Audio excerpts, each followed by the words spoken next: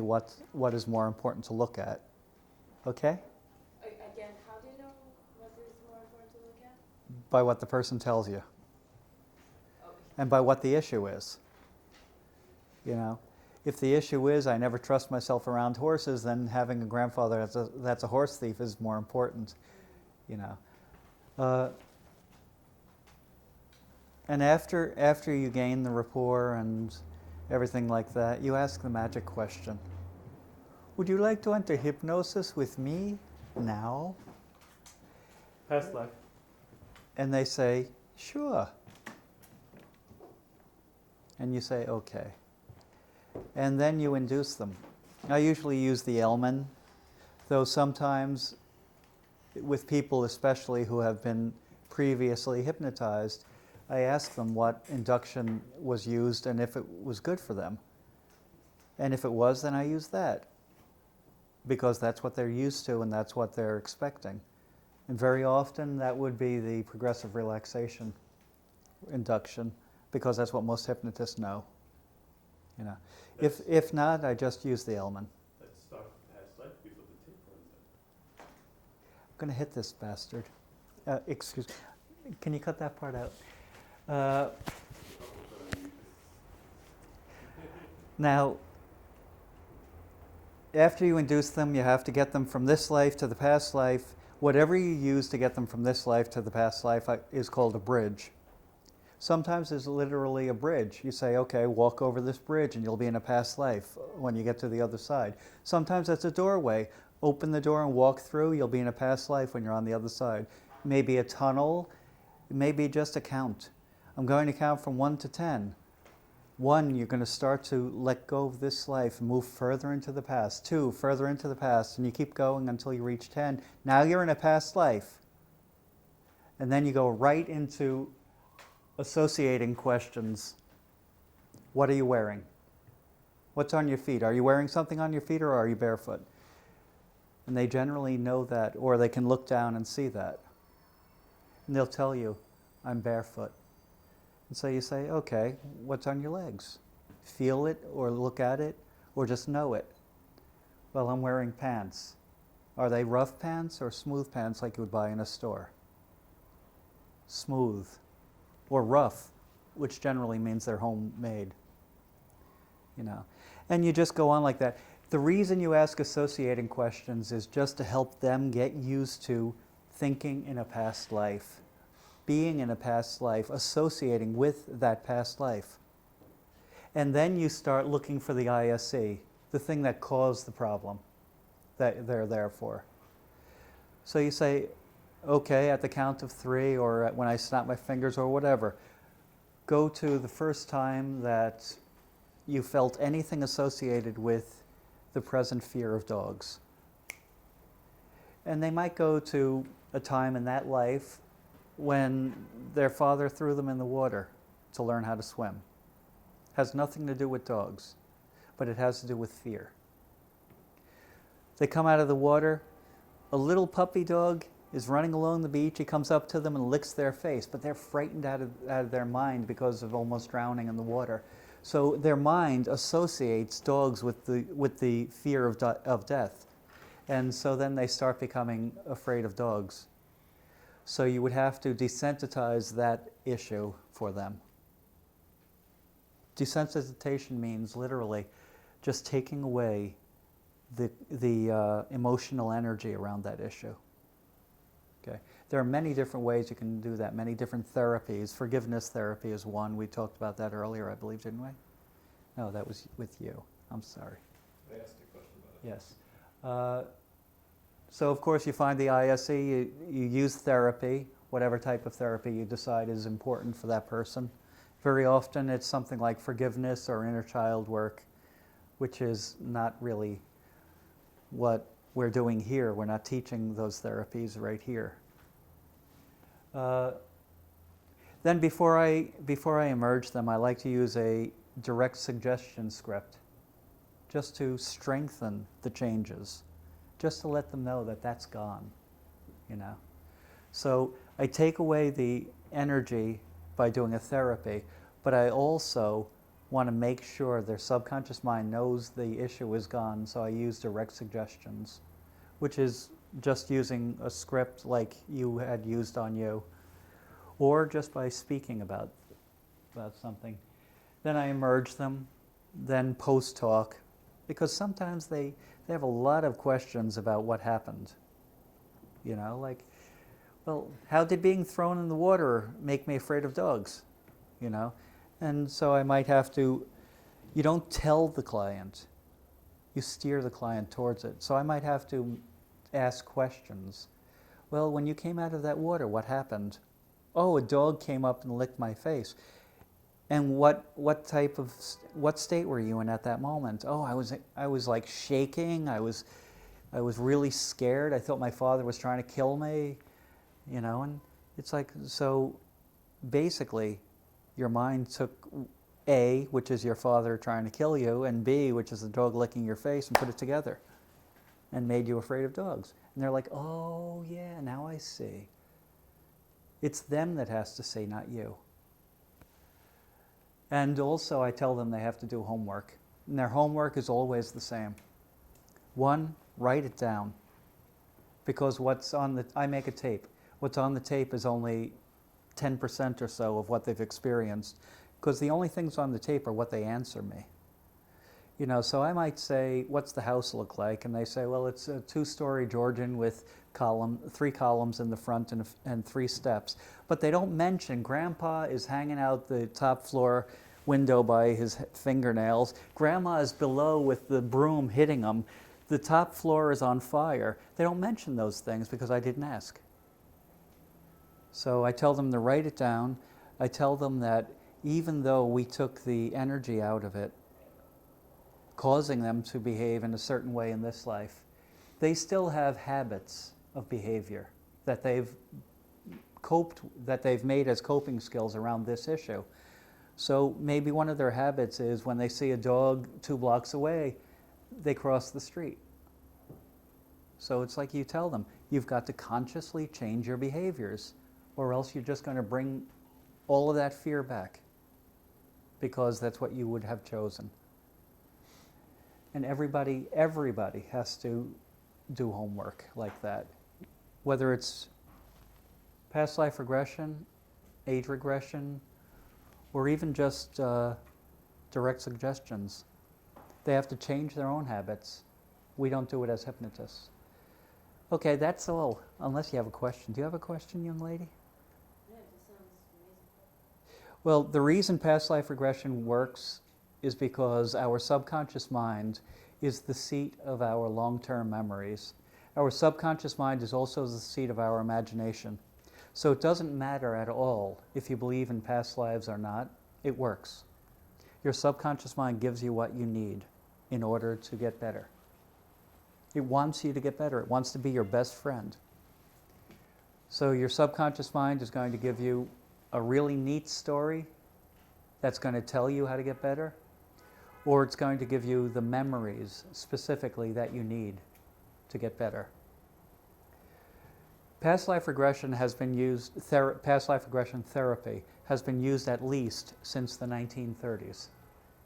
And the reason that it has been used so often by so many people who didn't believe in past lives, psychiatrists, is that it works. It helps people get better, period. Whether they believe in past lives or not, it helps people get better. So that's it. Questions? Answers? How long have you been doing it? Comments? How long have they been doing it? 6 hours. What did you learn from it that you didn't learn from a book? From your hands-on experience? As far as What's the major thing you learned? the major thing I Makes learned? the difference than other type of hypnosis or past life regression? Well, the thing I learned is that everything starts in the past life. Everything. Very few things, if anything at all, start in this life now, simply because we're nearing a change and there's so much of the past that has occurred. So everything has basically started in the past. Although you So if said- somebody falls out of a tree and they say it was an accident, They fall out of a tree. You can find a reason in the past why they're punishing themselves and made themselves have that accident.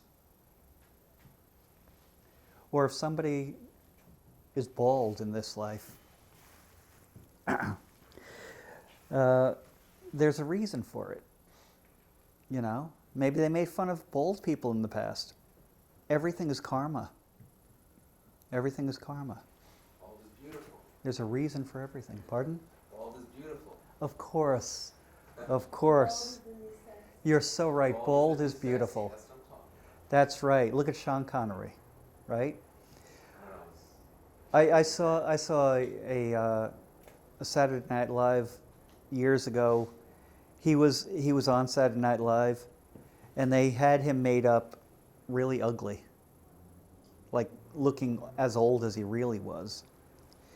And you know, they always had these 20-year-old broads in these movies, young ladies in these movies saying, "Oh, I love him, he's great, he's so sexy." And it's like, he was so gross. They had to use a body double for him, a hair double, a hand double, a face double. So like, I thought it was fun. Funny. So that's what I learned in past life regression, I guess. Everything has a reason. And all you got to do is find the reason to help people. What Now, is our- the most common? Okay, what? What is the most common problem that people keep with them? The most common problem in all of mankind is abandonment. That's at the root cause of everything. They feel abandoned from God. From God. Yep, and then they feel abandoned by their parents. First they feel abandoned by their mother because they're forced out of the womb. Then they feel abandoned by their parents because they're not getting the pure, unconditional love that they got when they were in the in-between time, between lives. And then the world starts abandoning them in every different way. Friends move or die. Loved ones leave you. You know? And so the basic problem of everybody is abandonment. Do you ever try to check and see about their, like, let's say somebody says he was Shakespeare and trying to tell No, them I it's never like have. Shakespeare. Because I don't care about that. Somebody had to be Shakespeare. I couldn't care less who it was. No. No, I don't care. I care about the results. I care about somebody's life at this time, not back then. I look back then for the cause, but I don't care about it. But do you also bring people into past life and bring their talents they had in the past life and their successes and their richness, like the positive things they bring to this life? I do that, but then again, it's just like with the habits. They have to do their own work. You know, if somebody spoke fluent French in a past life, you bring it forward. What it's bringing forward is the ability to speak fluent French. It's not necessarily bringing the knowledge. They have to make some effort at it. They have to learn French, you know? If somebody was a pianist, wonderful pianist in a past life, you bring them forward with their talent. You can open up the love of music, you can open up the abilities and everything, but they still have to learn the technique. I think that's amazing. The technical part of it, they have to learn. Otherwise, it's wonderful. I like that. That's fun. Any other questions? Any other answers? Any other comments? Anybody want to throw money? No. Damn. Never works. Never works. Okay, now I'm going to hypnotize the group. Anybody that wants to be hypnotized can be. Anybody that doesn't want to be, go to hell. Okay? Can you do us? Bring us Can I do you? What? Stop saying everything sexual content. Can you do that? What we just discussed about bringing the positive qualities and opening the ability in this life now? Not in 15 minutes. Just bring us to a common state and raise us a little above and just It's a show. It's a show. It's a show. It's a show, right. No, I didn't mean a show. This is I'm the show, yeah. I'm the show. Okay, now, this is the hard part of hypnosis, and I want everyone to do this, even if you've never been hypnotized. Please uncross your legs. And are you comfortable like that? Okay. Are you comfortable like that? Okay. Can I get one of those chairs? Huh? Take a chair? Take a chair. Any chair. Why don't you just sit up there, sit in the corner? Yeah, sit up in the corner.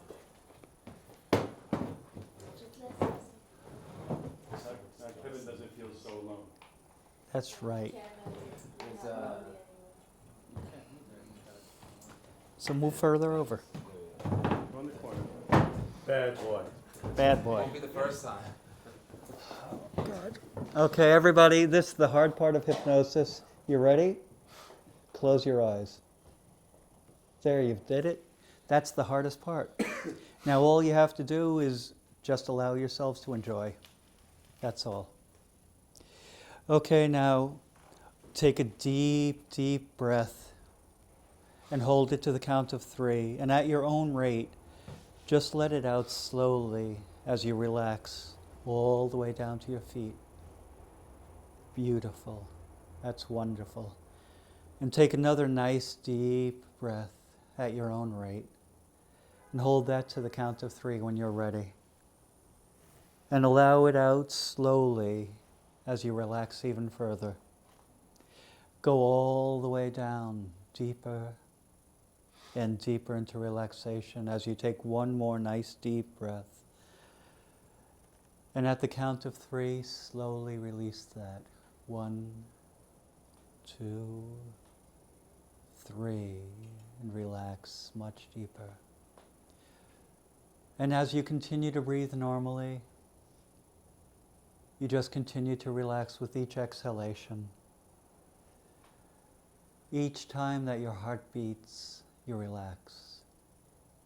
Each word I speak, each sound you hear, just relaxes you more and more.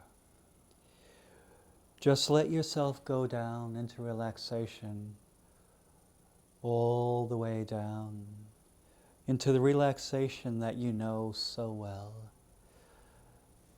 You know so well. Let yourself go down deeper and deeper.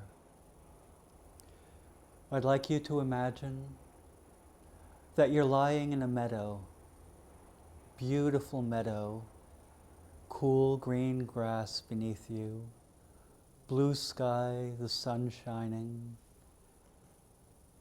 Perhaps you smell some wild flowers growing near you. You hear a little gurgling brook nearby. There are some trees on the edge of the field, and you can hear the breeze blowing through the leaves. And you just lie there and relax. And know that this beautiful light that's shining upon you is the light of God, shining down on you, filling you, loving you, protecting you, bringing you peace and acceptance, filling every cell of your body. You're surrounded with this glow. Every part of you is glowing inside and out as you're being cleansed. And as the moments go by, you just lie there and close your eyes and relax even more. Allow yourself to sleep in that meadow. And know that your spirit is going to travel for you today as your body remains in the meadow, safe and comfortable and relaxed, at peace. Very good. Very good. Let your spirit rise up from your body just a few feet and look down and see that indeed your body is safe and comfortable. Very good. And allow your spirit to land on its feet just a few feet away. At the edge of the field, near the stream, there's a beautiful footbridge. It's a short footbridge, but it's your favorite color and created with your favorite design. Go to the footbridge, stand in front of it. Now this footbridge is very short, only 3 steps. When I count 1, 2, 3, you will cross the footbridge. And at the other side there's a wall of bright white light, very bright. And you know that beyond this light is the past, a past place, a past time, a past life. A wonderful life. Fantastic. 1, step onto the bridge, feeling wonderful, moving already into the past. 2, further into the past. And 3, stop in front of the white light. And at the count of 3 again, you will move through this white light into a past existence. 1, step into the white light and feel yourself dissolving as you move into the past. 2, you're becoming the person you were at that time now. And 3, step into the past life, the past existence. Stamp your feet on the ground. Stamp harder. Feel your feet on the ground.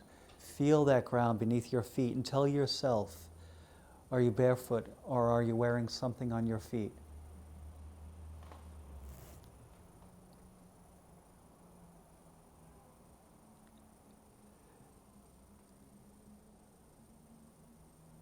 And knowing this, or using your hands to feel, or just seeing this, are you wearing anything on your legs?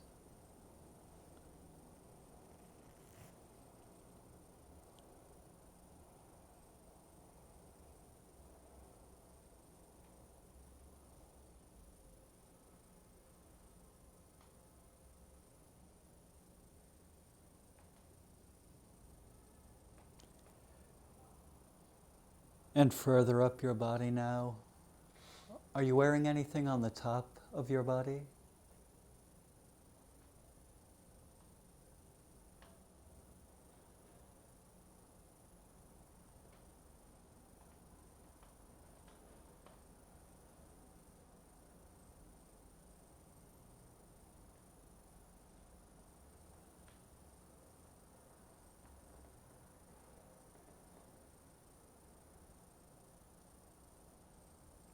And using your hands to feel, reach up and feel your head. See if you're wearing anything on your head.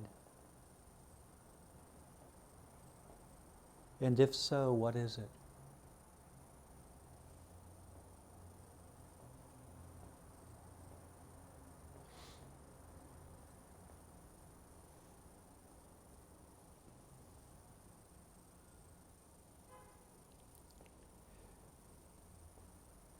With your hands up at the top of your head, feel your hair.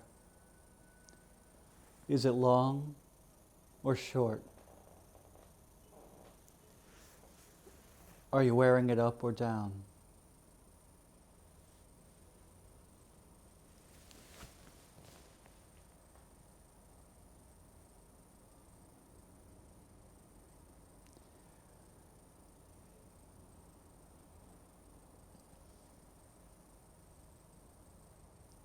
Experiments with the blind have shown us that the fingers can tell colors. What color is your hair? Feel it and your fingers will know.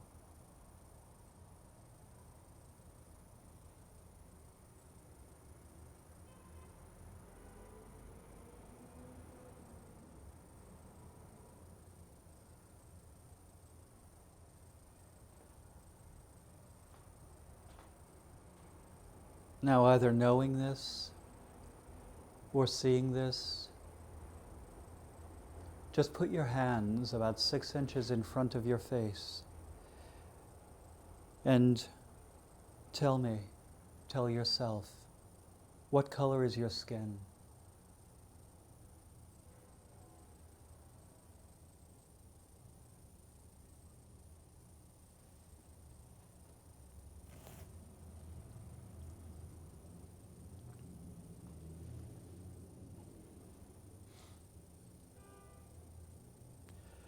And now either crossing your arms across your chest, just knowing this, or looking down at your chest, tell yourself, are you a man or a woman?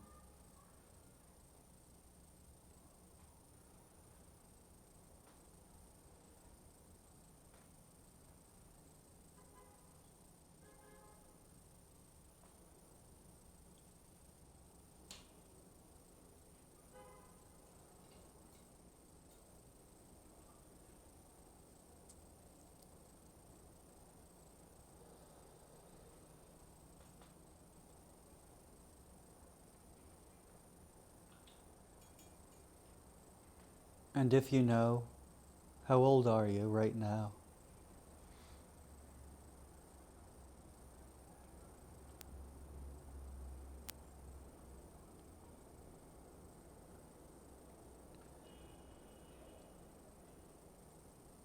Standing where you are,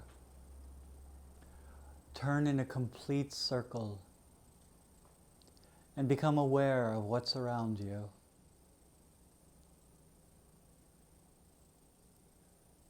And let yourself know these answers. Are you inside or outside?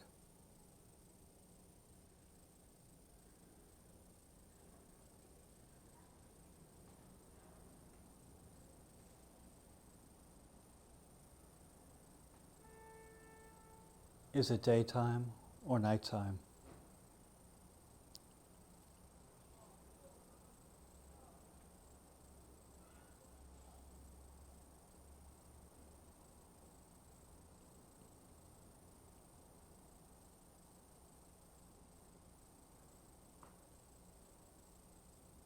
Are you alone or with others?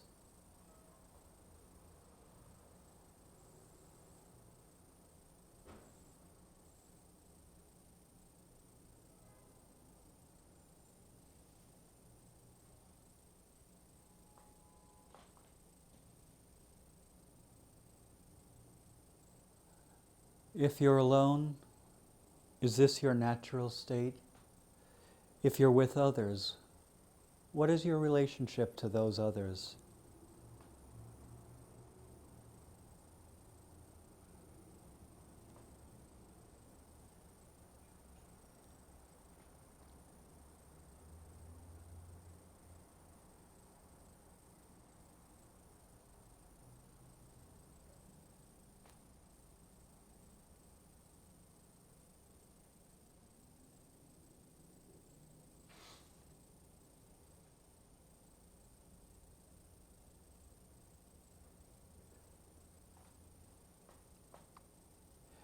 At the count of 3, move to a time when you are having a meal with others. It might be earlier or later than this moment you're experiencing right now. 1, 2, 3. Be there.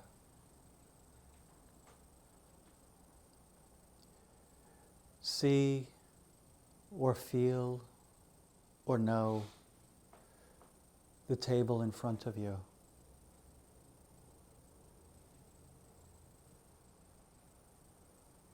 The food in front of you.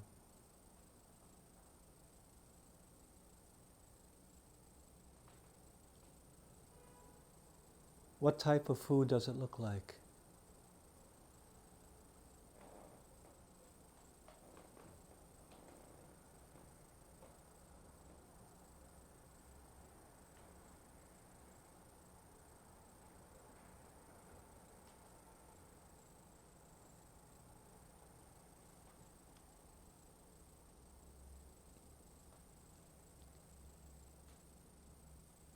Smell the food.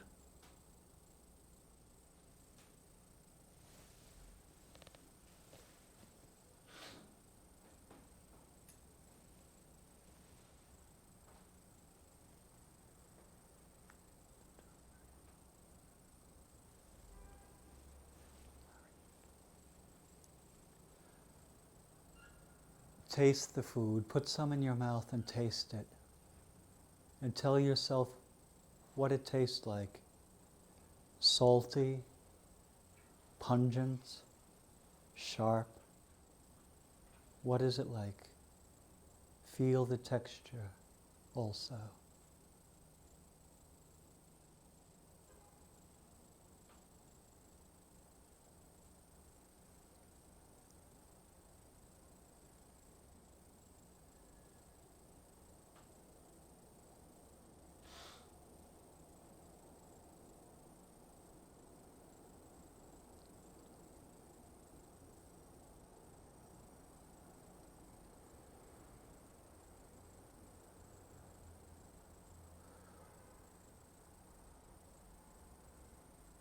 Imagine what the people you are eating with look like and where they're seated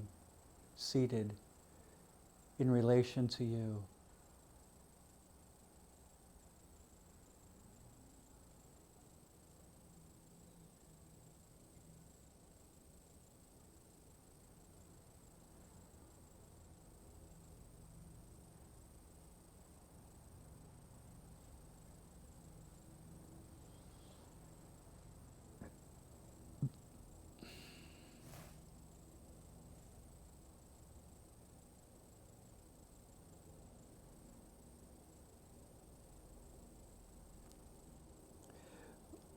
Look at each person separately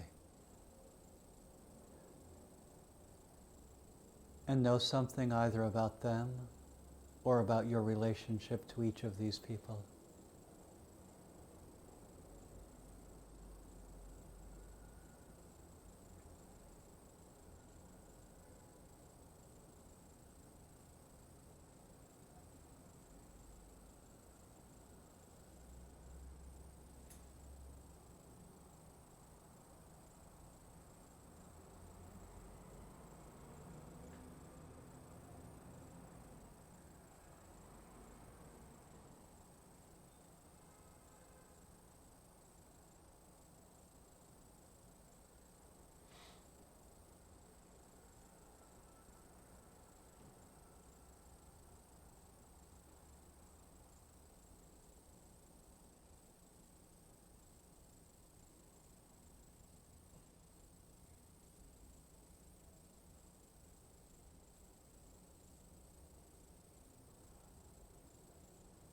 Okay, now. That life that you're in right now, you will move through it quickly at the count of 3.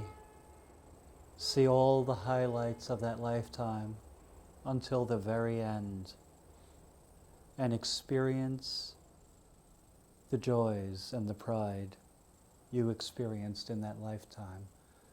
Move quickly. 1, 2, 3.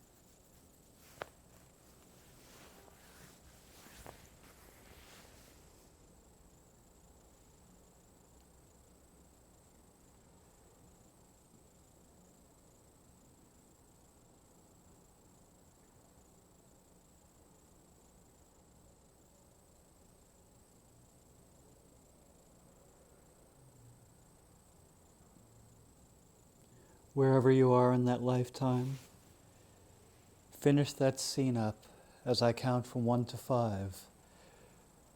And when I count to 5, you will move automatically to just a few moments before your death in that lifetime, feeling no fear, no pain. You know and understand all things that have led up to your passing.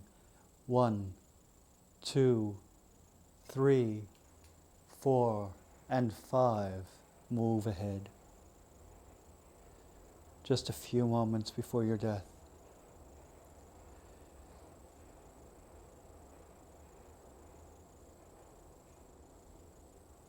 Tell yourself everything about what brought you to this time of dying.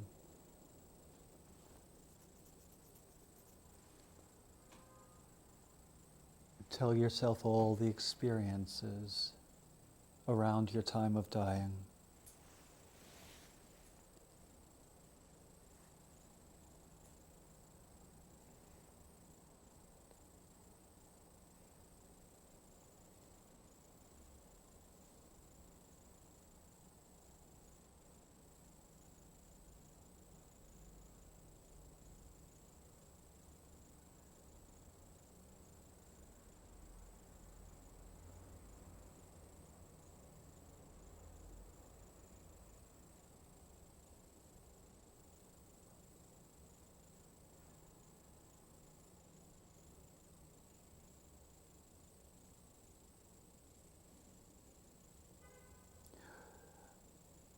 Are you alone or with someone or some others?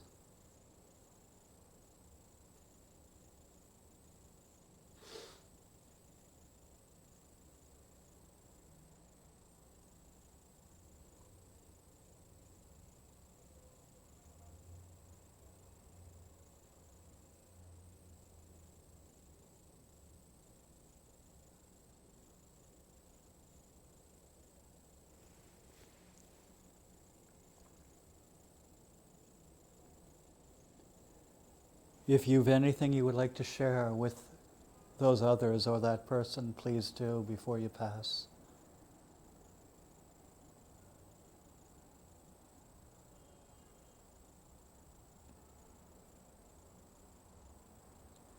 Otherwise, just stay there feeling at peace.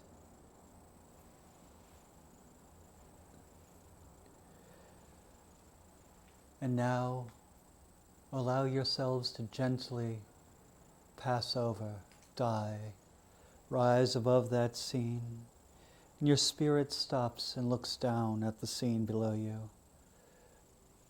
Looking down into the room you've just left or the place you've just left, see the scene below you and note it.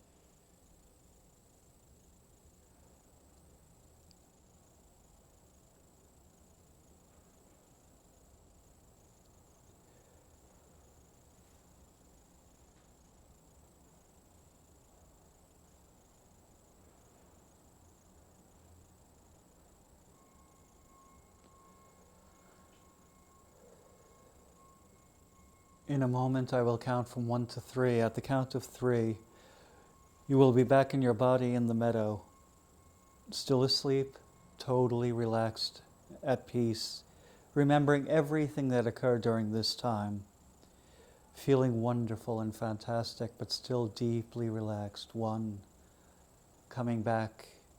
2, feeling yourself entering this life. 3, entering your body in the meadow.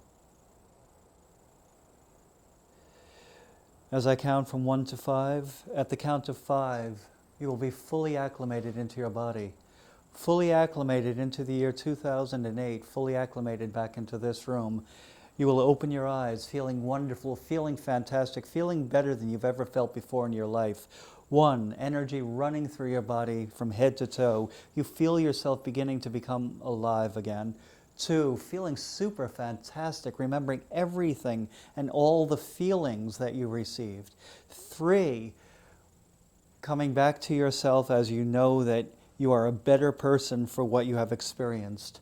4, feeling super fantastic, super energized, feeling rejuvenated, feeling better than you've ever felt before. And 5, within 30 seconds, open your eyes, feeling great.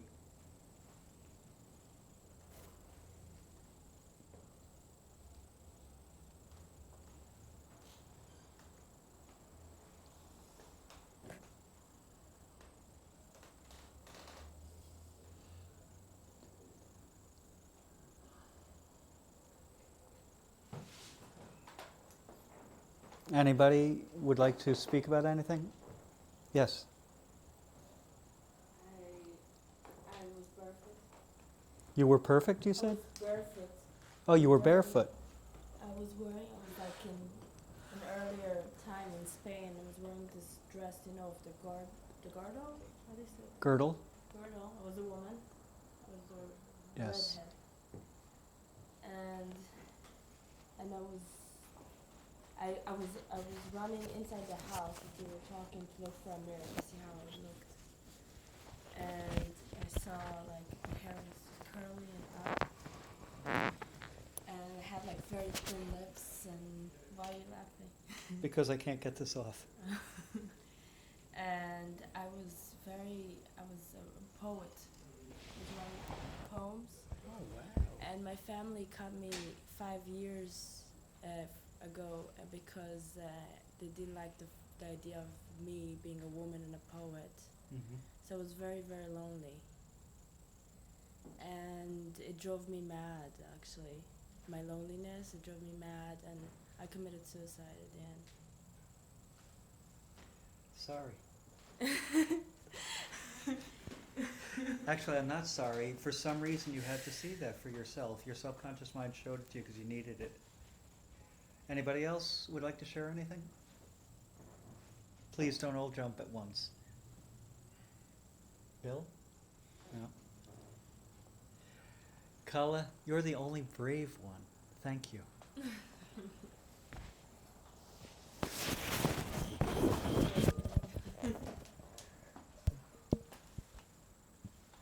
No, it's this button. Yeah, you should be on. That crazy, get that slide back. So can that soul reciprocating vibration affect? The attached yeah. person? Yeah. Okay. So it starts vibrating and making the other one It starts vibrating, starts talking. vibrating the same frequency as the other one. That usually brings them in, and then they're kind of free to do what they want. Which one? The density, the attached density. I've had clients have all kinds of complaints, problems, and when we go after and see what the cause is, it's outside entity. It's something other than who they are. So what I like to do is clear your client of all this hitchhiking, and then you can do the therapy on the person, your client, without all the interference in the way. So you can't do therapy on the hitchhiker, or you can't. Oh, you can, but why, they don't pay you very much. No, I mean, Yeah, you can, you send them to like, what do you wanna do? Why did you choose that type of specialty? I guess I'm a pioneer, and I got interested in it. I read a couple of books, and found out it's interesting. Did you have that sense as a child that you were? No, I can't see them. I'm not a psychic, not a medium, because I know those. I use those type of people for remote work. But as far as my talent is just being open and knowing what to do, just being highly trained. Between, you read one book, it suggests 3 others. Being trained by some people who really have studied it for a while. That's good. Is there, like now, after all your experience of doing this with people, Mm-hmm. when you talk, have a normal, regular conversation with a person, you don't know, is there, like, are there certain things, like a strong sense of fear, or something? Well, you feel that you there's have to- telltale signs. I mean, people are they feel stuck. A lot of paranoias are based on that, and they will hear voices. They'll feel that their thoughts are not their own. They'll use those terms. It doesn't mean there are attachments, but check them out. I think it's a good thing, all your clients, to check out, see if they have anything there that's not them. Sometimes whatever they're feeling, fear, anger, I ask for the cause of that fear. Does it have a name? George. Something will come up, and then you know. A name like a physical person? Yeah. Yeah. So, In psychology, if you look at it, take the spiritual out of it, you can say that in a way you release people from other personalities. My belief, my experience has there's specific people, souls that didn't go to the light, that did not transition. Because the way we get rid of them is we send them up to the light. I was brought up as a Catholic, so we use Archangel Michael and other things, but I mean, I've had other people who use Abraham, different holy people from other religions. They all work. So how do you tell the difference between a person, let's say a person grew up in a house that he Mhm. was beat up every day and he was told that he's possessed and he has something. And it's a normal kid, but that's Mhm. what he was told, that he's possessed by the devil and he's beat up every day and God Mhm. is punishing him. You talk to them. Talk to the devil. How do you tell the difference if it's actually he has some soul that clinging to him or he was just believes that or like some part of his mind Usually, believes that? you do it by the results. When you send it to the light, you transition it. It's how he feels afterwards. The mind is quiet. He's finally relieved for the first time in his life sometimes. They use many people by the time they reach me, it's been years they've been going on, been hospitalized. They've seen many psychiatrists, counselors, and everything. So these people, you say, feel they have like something else besides them. They don't feel it's their Mhm. own issues. Yeah, they feel they're a victim. They feel they're a victim. Mm-hmm. Yeah, like something, because it's an outside force acting on them. Sometimes they even know the names. You can ask them. It's, It's interesting. yeah. And that's the part that I like about it. It's interesting, and it's usually a profound healing. They feel so much better almost immediately. Sometimes it takes a while because there's a habit in how they're dealing with things. There's a benefit to them. People feel sorry for them. But they've been hurting so much for so long without any help. Nobody helps them. Been on drugs. They've been drugged for many years sometimes, and we just Do you think transition drug them. substance makes you more an easier catch for being, hunted by Yeah, they through the many clients. I usually ask the entity what the client was doing that made them susceptible, made them vulnerable for the attachment. And it's usually a strong emotion, or drinking when they've been knocked out for an operation. In a hospital, I guess would be. Yeah, they hang out in bars and hospitals, waiting. But yeah, and it's usually something that starts real, call it a low vibration, but pretty minor, pretty benign. But through the years, the entity's usually stuck there, so it can't just leave on its own, and it doesn't know what to do. So we talk to it and find out how it harms the client usually, if it causes any discomfort. And energy follows thought, so I just tell them to remember right back when they had their own physical life and what's happening. And it's usually some kind of trauma or how they died and everything. What about people who, let's say, a lot of people in South America, there's voodoo and Mhm. stuff like that. That's very common. Yep. So I've had many of those clients who who like have voodoo played around with it and stuff like that, yeah. Some of the hardest are curses, because it's separated usually from the person who sent the curse, and it's on its own, just running. So, but it takes a while to get rid of those. so you can help them. So is it based on a script that you know? Is that how you I've had 2 or 3 different instructors, and I've developed my own through intuition. Many times I don't know what I'm going to say next, it just happens. Is there a pattern of a script? Yeah, there's a certain stuff that I've memorized by now because I've done it so often. Yeah. I can do a demonstration if somebody wants to see if they have any hitchhikers. Yeah, we gotta do it. You don't Anybody, think you would do, like to huh? have a spirit release in a session? Do you have any hitchhikers? Do I know? Do I Yeah. know or do I? Do you know? Most people have. They're usually benign. They just got stuck in Yeah, there. that And was they, one of my questions, it always sounds to me like most people. yeah, most people do. There's a couple of, I got a brochure I'll give you later, but Louise Ireland Frey and others, yeah, they say like 90% of the population has some kind of hitchhiker. Many times it's a loved one, someone who passed on, and you love them so much you don't want them to leave, but you end up keeping them here with that vibration. Yeah. I had many clients as their mother or grandmother's attached to them and starts controlling their lives.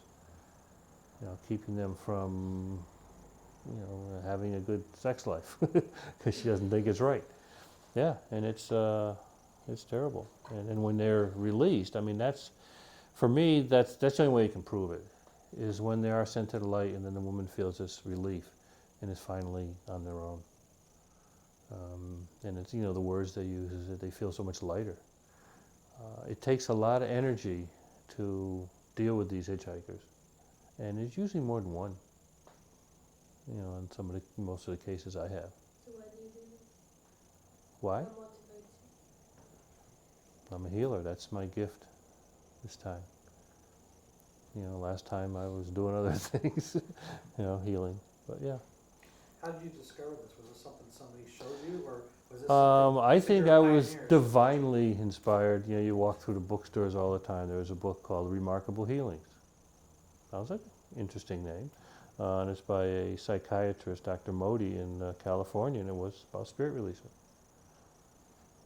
It's a big, thick book and a lot of cases. That sounds interesting. So it's just from wanting to know more and being open to it. And there's not many people who do it. I don't know, because I'm not afraid. A lot of people are afraid of dealing with the dark entities. The light is always stronger than the dark. And it's just faith and believing that and not being afraid. So So you said you couldn't see, you can't. I can't see them. You can't see them. I talk to them through the client. Can you? Are there passive telltale signs before you put them under, or maybe you? That's right. Maybe being psychotic or something. We're always fearful. Well, I think the multiple personalities, and Dr. Bill Baldwin, who wrote the Bible about it, did his doctoral thesis on that. But yeah, it's, if they start talking about events in their life that they didn't have control over, they use like words that, I had to do this, or something made me do it and isn't sure what it is. If they don't hear the voices, sometimes they just hear noises. Sometimes there's this persistent pain somewhere in their body. I just ask to talk to the cause of that pain. And I think a normal hypnotherapy session, if something comes up like that, just ask and see it, just to check to see if it is an outside influence. Because otherwise, I'm not going to heal it. Yeah. To check and see if it's an outside. Say somebody has a pain in their side and there's no medical reason for it. I just say, being guided by your subconscious mind. If that pain in your side had a name, what would it be? And you're looking for a. Yeah, a regular name. Yeah, and answer George or something, or and then the higher self or the subconscious mind will tell you what's going on. Sometimes you can use finger signals, but I just ask them to talk about it. I have the entity. If I suspect there's one there, I just have them talk through the client and find out what's the purpose there. See, that's a little different than what I was getting at first from this Mhm. was it's about your fears and your psyche. Mm-hmm. But you're saying that the spirit aspect can manifest into a physical phenomenon in the body, pain. It can. It affects the energy body, which affects the physical body, because they attach energetically. And that's what they do. And many times Especially somebody who's a heavy drinker. It's an attachment who was a drunk, who still likes to feel that, and they don't have a physical body to do it. So they attach to someone else and love drinking. So can you identify possibly where the pains are to where in the spiritual aspect it's being resonated? I haven't found a correlation. They could be anywhere. Many times it correlates with how they died, the wound or the accident. Many soldiers who got shot in the head will attach to the head because that's where the energy is, Okay. and will bring that pain to the person. Accident victims, many times. And, you know, when I'm talking to them, I ask them how they died. And, you know, the words are, you float up out of your body and look down, what do you see? I say, well, the motorcycle's there, but the body's way over there. And it's interesting. I always record the session so the client can listen to it afterwards. I usually have them wait a couple of weeks, let them rest a little and find it. And they always get some more out of it. It's always interesting. I learn something every time. What helps the client is it makes what they're feeling real. They're not crazy because they think they are. Everybody's telling them they are. Because once the entity is released, we send it to the light and we bring in the healing. Then they feel normal, probably for the first time. But it's really different, and I can ask, you know, what age the client was when this attachment started, and they know what they were doing. I mean, the client says, yeah, that's what I was doing, that's what happened. And I ask very little up front because I just don't want to be asking leading questions or looking for something, especially if it's not there. So I don't ask, the client doesn't know. You know, some of them do know a name and they know who it is, if it's a man or a woman or something, talking to them in their head. But most of them aren't that clear as far as what's going on with them. So I just go in there and we start looking. We deal with whatever we find. So you said sometimes there's more than one. Many times there's more than one. So are they so they can become more like a magnet, like an energy magnet for that, or is it because they're so emotional that they just are, you know, like a nurse possibly? Yeah. Would be, you know, Well, necessary. nurses, massage therapists actually are the toughest because they're working on people and they're releasing tension. And they go right into the massage therapist and chiropractors because they're hands-on. So all these people that might bring them into the session, Mm-hmm. then this energy will actually just transfer. Release and transfer to them, yeah. Transfer. Yeah. But I mean, you do need to have a victim mentality. you don't need to have a victim mentality. Like I said, it's just a strong emotion usually that the entity will resonate with. Or is the victim mentality a result of That's the the situation? result, yeah. I mean, that's what You're they're... not feeling this isn't me, something outside is creating the situation. Mm-hmm. Yeah, they don't feel in control many times.